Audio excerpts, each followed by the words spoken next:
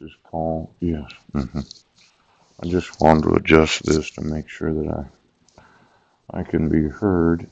Yes. Now, I was just going through this. Yeah. hmm This minute order. Yeah. On June 15th of 2012, where you didn't know the actual identity of the petitioner. Mhm. Did the petitioner actually petition the court, or did somebody else? Now, looking at these pictures, right, I sent you an email. Um, I'm kind of thinking that this victim under oath and subject to cross-examination, yes. Can you swear to tell the truth, the whole truth, and nothing but the truth when you're not the actual victim? Now, I know this oath that doesn't seem that significant to judges because you just can't blurt out in the middle of a court hearing, well, that's not my wife. A lot of times they would say, no, I'm sorry, Mr. Budnick, we're going to have to put you in a mental institution. Yes. Now, every time you sign a document where it's not the actual signature of the petitioner, yes. Mrs.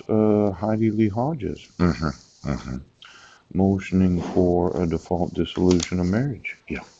Not the actual signature. Ooh. And then there's Heidi Lee Budner. Yeah. Not the actual petitioner. Yes. Now, I know these oaths are not that important to those in the judiciary. Yes. But when I'm not given any rights as a defendant to actually question, yeah, anybody that says that I was anywhere, coach, can you say that the two-count criminal complaint was under oath and subject to cross-examination? Yeah. Now, let's say I called to the stand the deputy prosecuting attorney, Brett Roberts.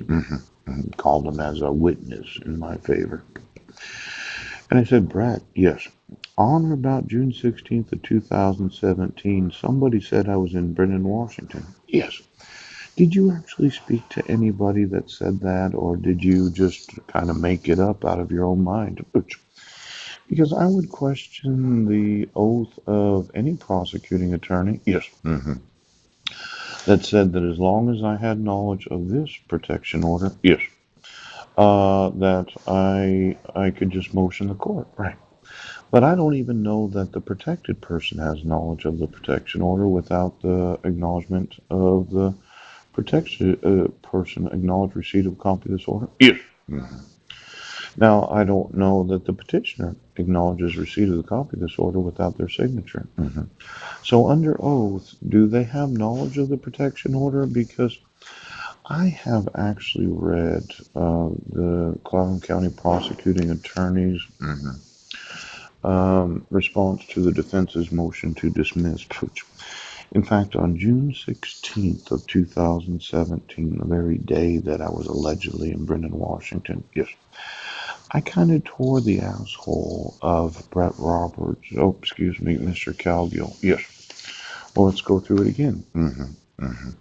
Now, on March 7th of 2016, state's response to the defense's motion to dismiss.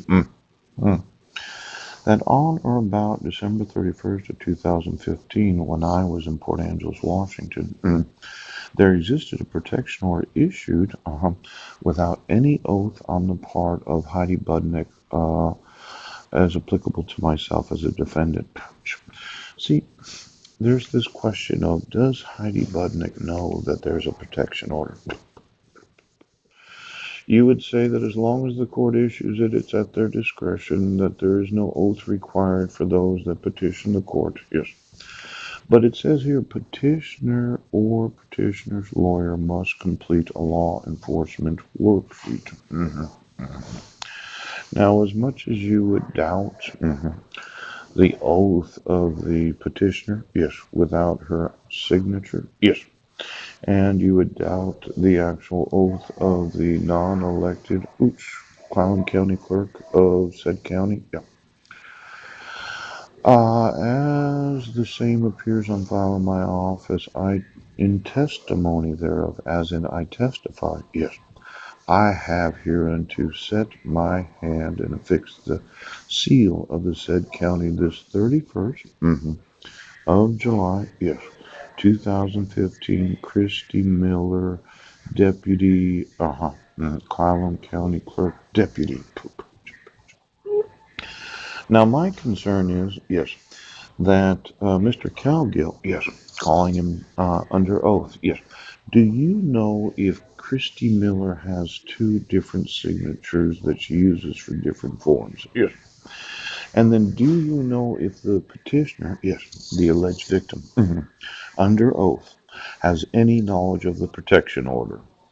Because you said, there existed a protection order issued for the protection of Heidi Budnick applicable to the defendant. But when I read the protection order, it was not issued for the protection of Heidi Budnick because she doesn't know of its existence. Pooch. She didn't actually appear in court. She didn't motion the court. She didn't sign it. Now, the defendant knew of the existence of the order. The question is, did the petitioner know of the existence of the order without the petitioner acknowledging receipt of a copy of this order? Oh. Then number 3, that on or about December 31st of 2015, the defendant knowingly violated a provision of the order restraining the defendant from having any contact with Ms. Budnick. Yeah. Now, the defendant did not knowingly violate any provision of the actual order restraining the defendant from having any contact with the petitioner known as Ms. Budnick, instead of Mrs. Pooch, even though we're still married. Yes. I think you should have put an R right there because if I was to call Judge Rohr to the stand and I said, Judge Rohr, yes, did you on or about February 11th of 2013 issue a dissolution of marriage? Yes. Without myself receiving any notice or opportunity to be heard. Ouch. Yes. Did you dissolve a United Nations marriage license? Yes. Did you have knowledge that the petitioner had intentionally not sent me notice of court hearings? Poop, poop, poop, poop, poop. Now, to say it's Ms. Budnick, M.S. period, yes, instead of Mrs. M.R.S. Dalt. I'm thinking I'm suing right now. Okay, you stupid fucks. Now, Mr. Cowgill, under oath, do you have knowledge, yes, that Ms. Budnick did not sign this? Yes. That Ms. Budnick did not appear in court? Yes. That Mr. Budnick was not in Sequim, Washington, Coach? Do you have knowledge that Mr. Budnick never received notice of court hearings? You know, in a dissolution of marriage, just looking at the pictures, okay. And I know it's difficult for the court because of how insanely stupid they are. You know, there's insanity, and then there's just the plain old dumbness of those that are judges. Yes, yes, yes. To say that I have knowledge of an order when you serve me in the Sequim Public Library, yes, that doesn't mean the petitioner has knowledge of it. Poop. Now, this idea, yeah.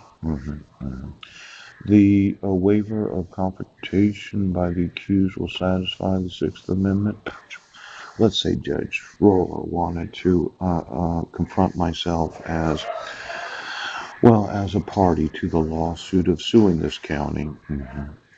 And he said, well, Mr. Budnick, did you know of the actual dissolution of marriage? And I'm like, no, I have no knowledge of it.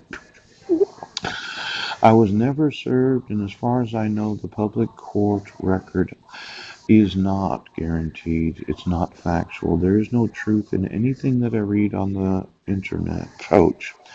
Now, you could confront me all day long, but when you don't serve me, I have no knowledge of the dissolution of marriage. Now, you can sign here, Judge Rohr? Yes, because I'm going to sue you for every fucking thing you own. When you do not give the right of the respondent, yes, to have notice of court hearings, yes, and you do not give the respondent the right to have a dissolution of marriage, I have no notice. I have no knowledge of it. Yes. Now I know. It says here. There was a petition, yes, and I did respond, but I have no knowledge of it because I was never served. Yes. Yes. And then there was this information right here. Yeah. Guarantee that the information is accurate or complete now. There is no guarantee that anything on the public court record, yes, is accurate or complete. Oh, sure. Now I can tell you all day long, okay, Judge Roar, I should have had the right to confront my wife before you issued a dissolution of marriage. Yes. And I should have had the right to confront her about anything that she admitted to court as what she wanted. Yes. And I should have had the right to confront every judge in this county. Because for all of them that said, well, he has knowledge of the actual court hearing on the stand under oath, Mr. Roberts Pooch, when it says, yes, guarantee the information is the most current form now. Guarantee the identity of any person whose name appears on these pages now, Coach. Assume any liability resulting from the release or use of the information now. You know, if the state of Washington will not assume the liability of me having knowledge of court hearings, Mr. Roberts, how the fuck is it that you thought right now? Now.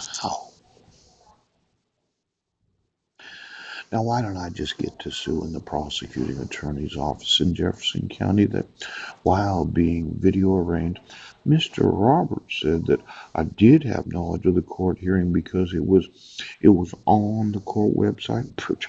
But the state says they don't assume.